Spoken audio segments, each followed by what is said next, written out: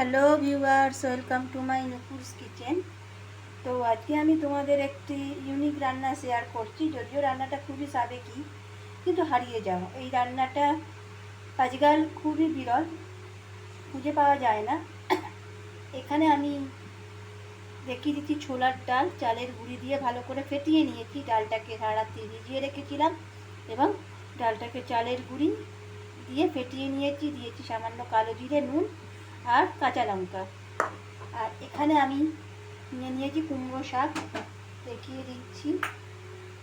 নিয়েছি টুকরো করে কেটে রাখা আলু আর বেগুন। আর এখানে দিয়ে দিচ্ছি সামান্য সর্ষে বাটা। কড়াইতে আমি এখানে তেল গরম করতে দিয়ে দিয়েছি। এই তেলের মধ্যে আমি ছোট্ট ছোট্ট করে, তেলটা গরম হয়ে গেছে কিনা আমি একটু দেখে নিয়েছি। তেল গরম হয়ে গেছে। ছোট্ট ছোট্ট করে ছোলার ডালের বড়াগুলো করে নেব। আজকে আমি তোমাদের কুমড়ো শাকের ঝাল দেখাবো। মানে কুমড়ো শাক ডালের বড়া দিয়ে খেতেও খুব সুন্দর লাগে, যদি এটা সাবেকি রান্না। তো আজকাল কুমড়ো শাক সচরাচর দেখা যায় না। যাদের বাড়িতে কুমড়ো গাছ আছে তারা অবশ্য খেয়ে থাকবে, কিন্তু যেহেতু এটা আমাকে আমার মাসি দিয়েছিল, তো রান্নাটা খুবই সুন্দর হয় খেতে। অনেকে আলু বেগুন দিয়ে, মাছের মাথা দিয়ে ছ্যাঁচড়া করে, তো আমি এটা ছোট্ট ছোট্ট ডালের বড়া আকারে করছি। অনেকে বড়ি দেয়, তো ডালের বড়া দিয়ে করলে কি হবে, খেতেও খুব সুন্দর লাগবে।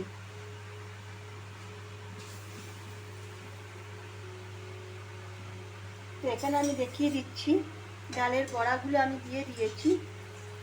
হ্যাঁ, দুপিঠটা কিন্তু খুব ভালো করে আমি ভেজে নিচ্ছি। এক পিঠটা হয়ে গেছে।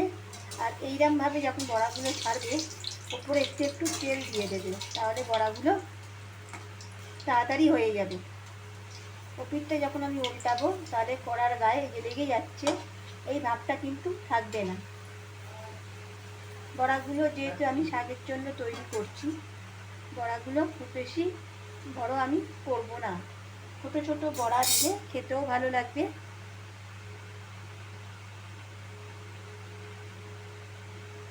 বাকি ভাজা বড়াগুলো তরকারিতে করেও খাওয়া যাবে। এরকম ছোট্ট ছোট্ট বড়ার আকারে আমি করে নিচ্ছি। বড়াগুলো আমার ভাজা হয়ে গেছে। বড়াগুলো খুব বেশি লাল লাল করে ভাজবো না, মানে শক্ত হয়ে গেলে খেতে ভালো লাগবে না। এবারে আমি বাকি যে ডালের বাটাটা আছে সেইগুলো দিয়ে দেবো। মানে বাকি ডালটা অল্প অল্প করে দিয়ে দেবো। ডালটা কিন্তু খুব বেশি বড় করব না, ছোট্ট ছোট্ট মানে বড়াগুলো। যদি আপনারা চান তাহলে সাইজটা একটু বাড়াতে পারেন। আমি এখানে ছোট্ট ছোট্ট করে বড়াগুলো দিয়ে দিচ্ছি। এখানে আমি ছোলার ডালের সাথে অল্প একটু মটর ডাল আর সামান্য অরহর ডাল দিয়েছিলাম। আপনারা চাইলে কিন্তু অন্যান্য ডালেরও বড়া করতে পারেন, মুসুর ডাল বা মুগের ডাল। বড়াগুলো সম্পূর্ণ নিরামিষ, যেহেতু রান্নাতে আমি কোনো রকম পেঁয়াজ রসুন অ্যাড করছি না।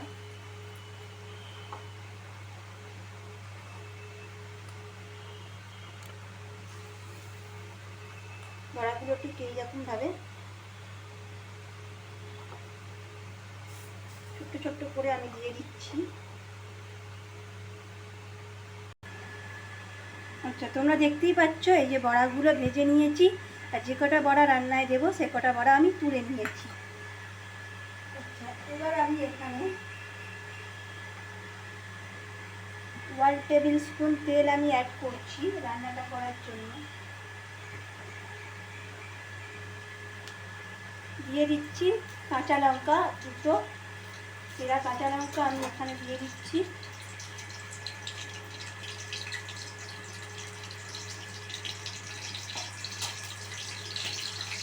এবারে আমি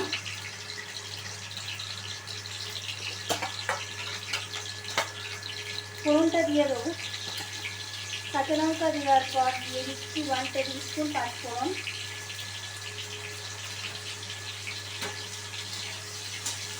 এই রান্নাতে শুকনো লঙ্কা আমি ইউজ করবো না, এটা ঘরোয়া রান্না।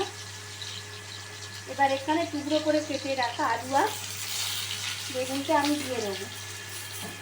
তারপরে আমি এখানে সামান্য নুন দিয়ে দিচ্ছি, যেহেতু শাকে নুন দেবো সেখানে নুনটা অল্পই দিয়েছি, যাতে বেগুন আর আলুটা খুব তাড়াতাড়ি সফট হয়ে যায়।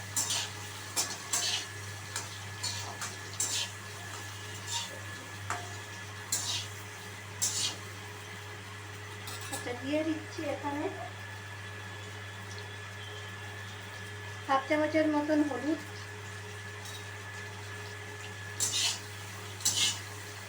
এই রান্নাটা একটু গায়ে মাখা একটা ভাব থাকবে। বেগুন আলুটা দিয়ে দিচ্ছি, তো তোমরা দেখতেই পাবে যে বেগুন আলুটা একটু ভাজতে ভাজতে বেগুনগুলো খুব তাড়াতাড়ি কিন্তু নরম হয়ে আসে। এরপরে এখানে আমি অ্যাড করে দিচ্ছি কুমড়ো। তোমরা অনেকেই প্রশ্ন করতে পারো যে কুমড়ো শাকে কুমড়ো অনেকে দিতে চায় না, তো আমার কুমড়ো শাকটা অন্য গাছে, কুমড়োটা বাজার থেকে কেনা, তো সেই জন্য কুমড়ো এখানে আমি দিয়েই দিচ্ছি। এখানে কিন্তু চাইলে গাঁটি কচু আর ঝিঙেও অ্যাড করতে পারো, মানে যত বেশি সবজি দেবে ভালো লাগবে। তো আমি এখানে এই কথাই সবজি দিয়ে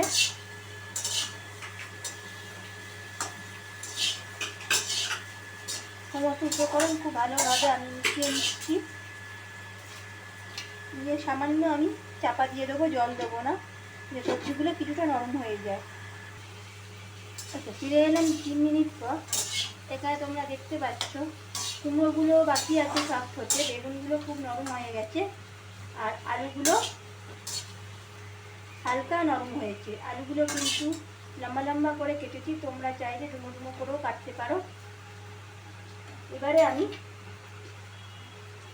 দিয়ে দিচ্ছি আগে থেকে ছোট করে কুচিয়ে রাখা কুমড়ো শাক।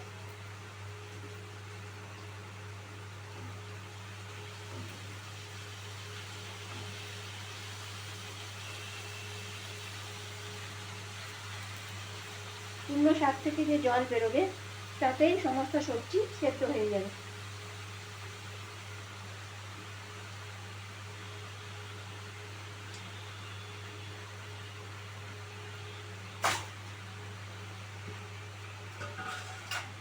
কুমড়ো শাকটা দিয়ে আমি নুন দিয়ে দেবো খুব সামান্য, যেহেতু আগে আমি নুন দিয়েছিলাম, অল্প করেই আমি নুন দেবো। আর এর সঙ্গে আমি যেহেতু এখানে কুমড়ো শাক, তো রান্নাটা একটু মিষ্টি মিষ্টি হয়, তাহলে আমি হাফ চামচের মতন চিনি অ্যাড করছি।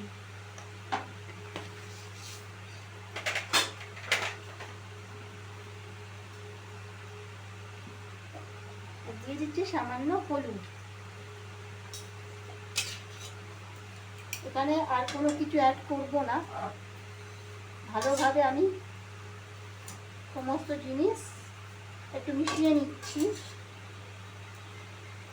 সবজির সাথে শাকটা একটুখানি মিশিয়ে নিতে হবে। শাকগুলো একটু ছোটো ছোটো করেই আমি কেটেছি। এই শাকটা খুব তাড়াতাড়ি সেদ্ধ হয়ে যায়, ঢাকনা দিলেই দেখবেন শাকটা খুব নরম হয়ে গেছে, তাই আলাদা করে সেদ্ধ করে রাখার কোনো প্রয়োজন নেই। এবারে একটু ঢাকা দিয়ে দেবো, 5 মিনিটের মতো ঢাকা দিয়ে দেবো। দেখবো শাক থেকে জল বেরিয়ে এসে শাক আর সবজি সেদ্ধ হয়ে গেছে। তোমরা দেখতে পাচ্ছ শাকটা কিন্তু অনেকটাই নরম হয়ে গেছে, প্রায় 80% সেদ্ধ হয়ে গেছে। এবারে আমি এখানে অ্যাড করছি সরিষা বাটা।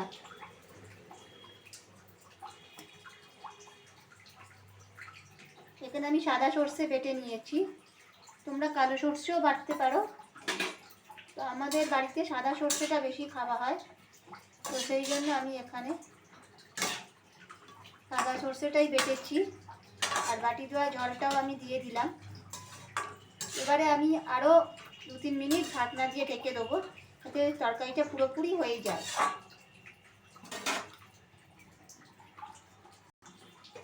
এবারে আমি ঢাকনা দিয়ে আরও 3 মিনিট মতো ঢেকে রাখবো।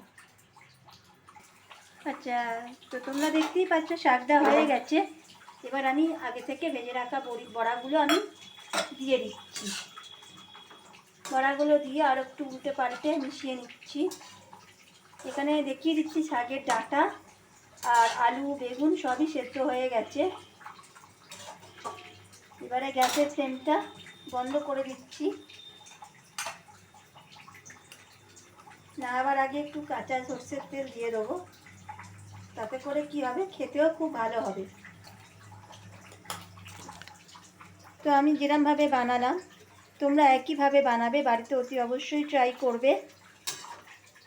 এটা কুমড়ো শাকের ঝাল, মানে ডালের বড়া দিয়ে কুমড়ো শাকের ঝাল বা ঘন্টও বলা যেতে পারে।